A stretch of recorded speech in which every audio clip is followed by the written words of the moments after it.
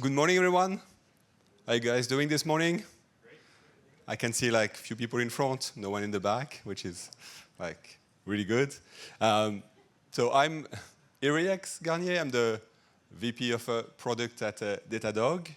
Just to give you a quick glimpse of where I'm coming from. I've been in the industry for over 25 years now, and actually I started from the system admin on AIX, and I work through always into the cloud journey, going from like fairly Unix deep system to like VMs, because I did work at a VMware, if you recognize the logo, and also at Mesosphere, which is like a container like competing with Kubernetes at the time. So went through that journey from like systems to VMs to containers, and now managing product for Datadog, and really excited to be there for over like no more than 3 years now. So in these presentations, I'm really going to focus around innovations. What do we actually do? And from my background, trying to keep it really grounded into reality and into use cases which really kind of bring value for you. The thing which is really critical here is that, hey, we're doing this, and you heard Jeremy, we are very like customer obsessed at Datadog, and we have over 30,000 customers now. We have about, I think, like close to 1,000 or maybe a bit less in the room today. It's really excited to see that excitement from the customers for Datadog, for the value we can go and provide to you. But that value, if you look at the second stat I put here, is really based on how much we invest back into the product.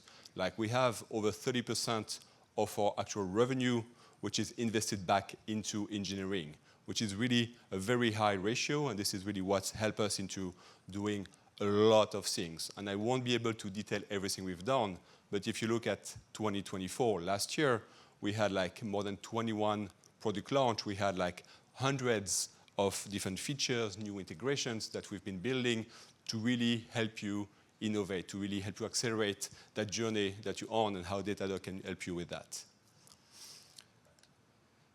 The key things of Datadog is really like addressing and solving the complexity.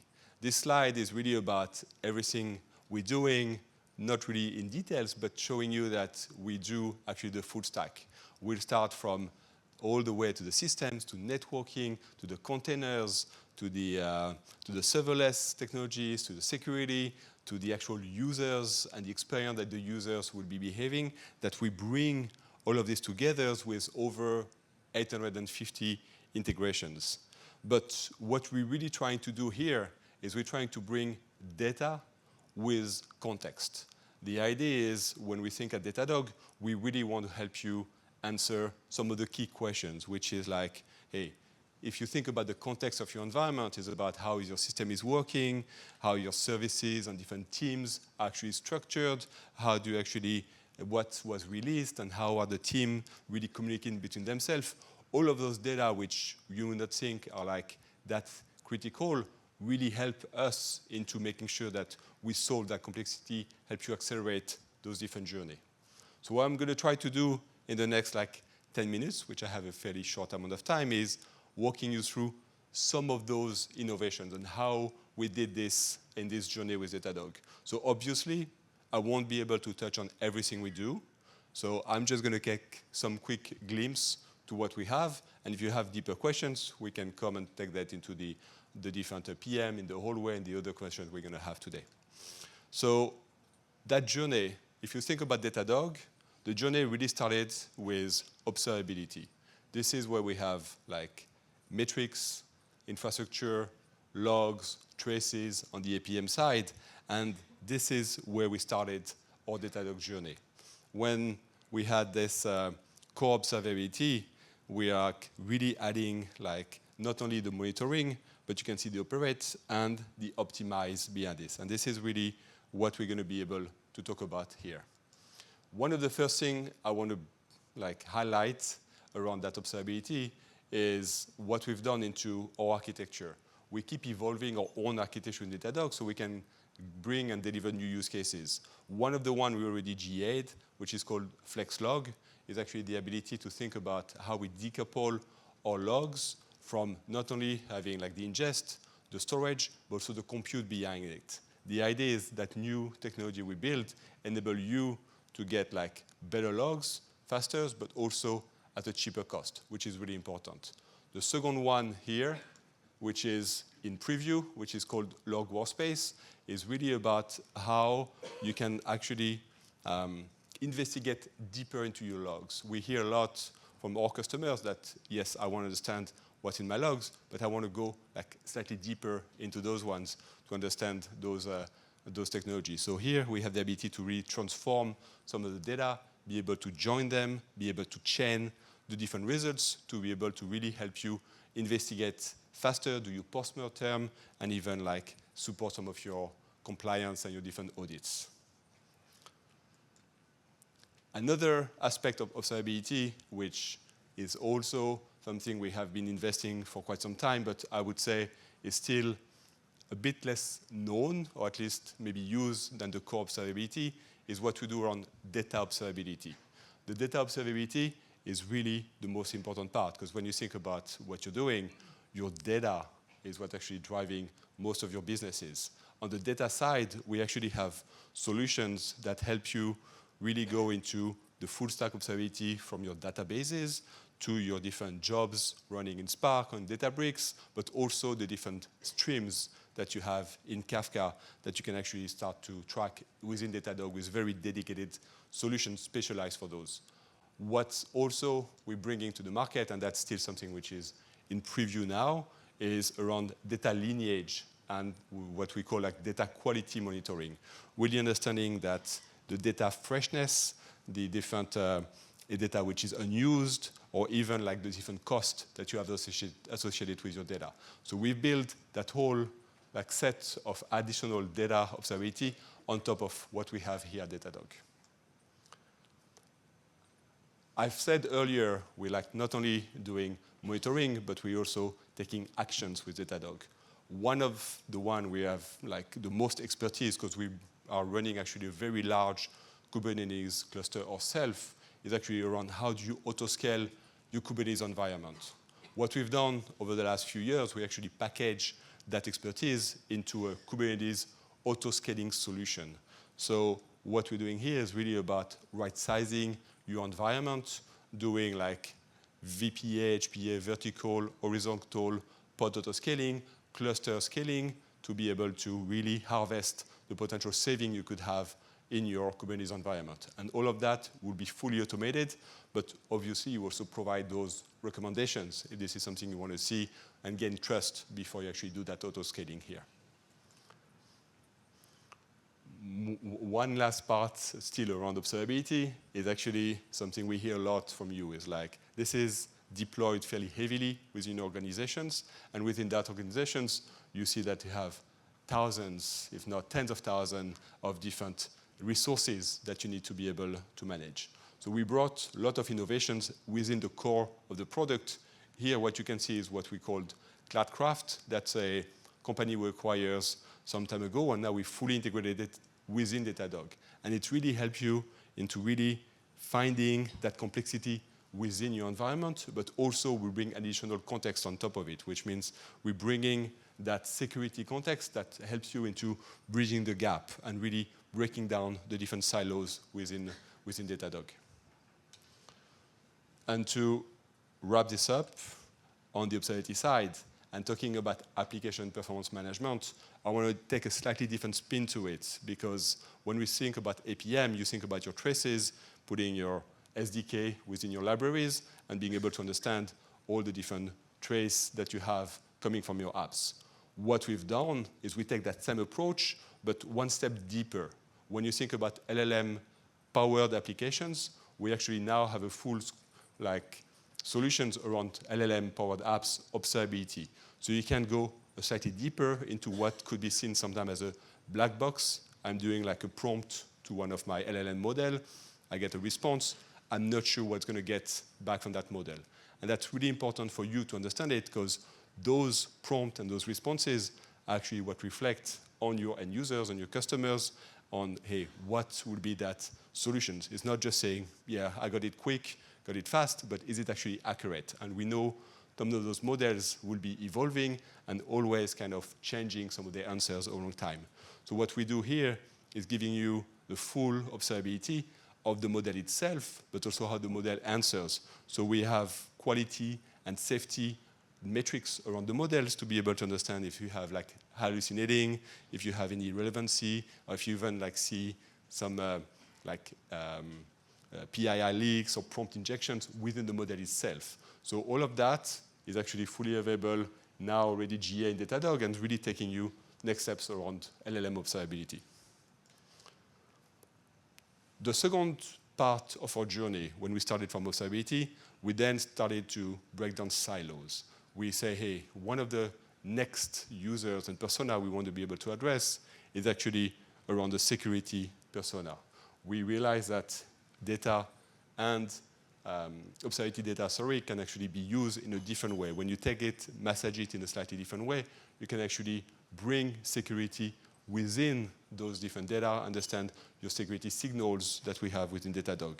So I'm not going to dive too much into this one because we're going to have Max coming and telling you all about security in toward the few speakers after me, really understanding what we do on security and how security and observability together break down those silos between DevOps and security to what we do now call like DevSecOps.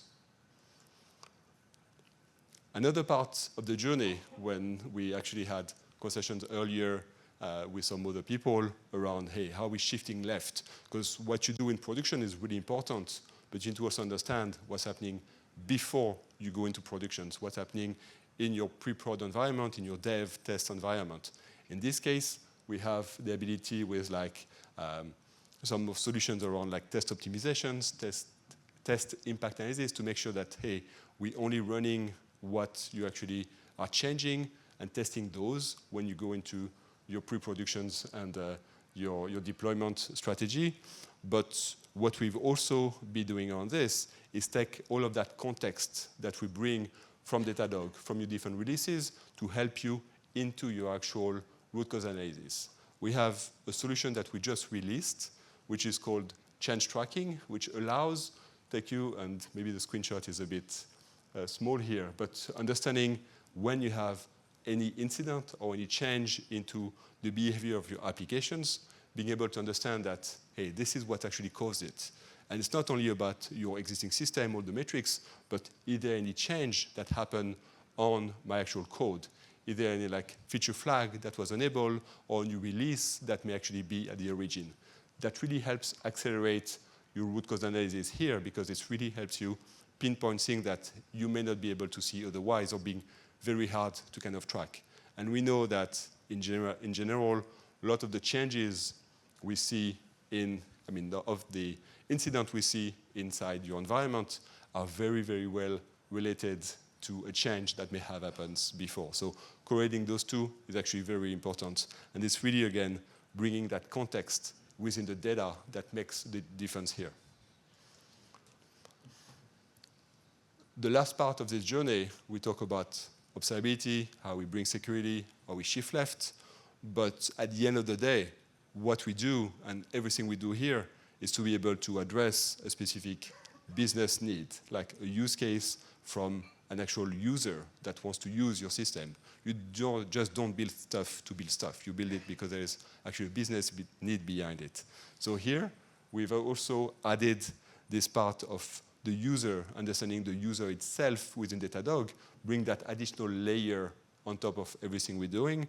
And what we've done is we've launched something like fairly long time ago, like 2019, I think, around real user monitoring, which is actually collecting all the data, tracking what's happening. And this is an example of a website here, but tracking what's happening here, where you click, what you're doing. So we actually have all those information, understanding the user is stuck. If you have an error, you will see the session replay of that specific usage. But what's interesting is what can we do more with that data? So what we're actually working on is what we called product analytics. And this is really giving you, as I would say, make any users a product managers, owning their product end-to-end, being able to really drill down into the actual user experience by being able to create the funnel. where do they start, what do they do, what the next step, where do they click, where do I lose the customers, being, or let's say the user in this environment, creating those heat map, have like segment of cohort of different customers, and all of this is always built on the same data sets, because we have the data in Datadog, because we get it through RUM, we just bring another layer of inspections that you can have on top of this. And this is a really like great solutions that really connect back your IT to your business here. So to wrap up this journey, we do have a big layer underneath, which is, we call it in a sophisticated way, or intersectional innovation and emergent technology. You can call it the platform, you can call it the cross-product team. It's a lot of things. I mean, you see, I'm sure if you use a product, a lot of new innovations coming up, like around service catalog, around resource catalog, and you hear later on around incident management, on-call, and so on. But I can't really, spend 50 minutes with you without talking about one thing, which is actually AI.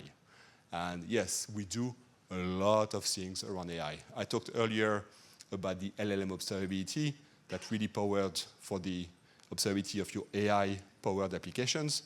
But we also, within Datadog, bring AI into the mix. And this diagram, which is very simplified, is just kind of the journey we take internally. If you think about AI, you can answer a lot of questions. The first one at the bottom is like, what's the insight? Hey, it's going to tell you, maybe you seem to have over-provisioned this specific workload, so yeah, if you want, you could save some dollar and downsize that specific workload. Then we actually bring a bit more. In recommendations, which we already implemented in some of our products, you can go and look at it and say, hey, no, you should actually do it. We should tell you exactly how you can do that. But the real goal and what we're working towards is those two higher steps here, which is the first one, that semi-autonomous, which will really tell you, hey, do you want me to do it for you? Do you want me to go and recite that workload automatically?